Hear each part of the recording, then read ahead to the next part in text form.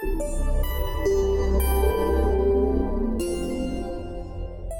captain's here, Adam Shelton, and welcome to another edition of ClearCryptos. In today's videos, we're going to talk about the whole stop selling mantra. Have you heard about that? Selling too early or just sell anything in sight, doesn't matter if it's a red or green candle. We call that the Jeet in crypto trading. Someone who sells pretty much no matter what it is.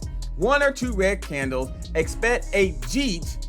Panic selling, also known for selling at a profit so low that it doesn't even cover the taxes and doing so for no reason. And usually what happens, they usually have a sad face like this here. Now, this is generally, there are two theories about the word Jeet, since they always readily taking no or zero profits, perhaps because they need a dollar menu somewhere to sustain themselves. I mean, I didn't really necessarily write this, but I have seen the whole Jeet mantra in action. Now, Jeet, because they flood the group chat of all the tokens, asks that they should invest $10,000 as they have 10,000, ask a million questions about a token, make demands of the developer. At some point, they will quietly throw in what is usually an amount of 100 times smaller than what they were talking about in the chat, only to pull it for literally any reason in the world.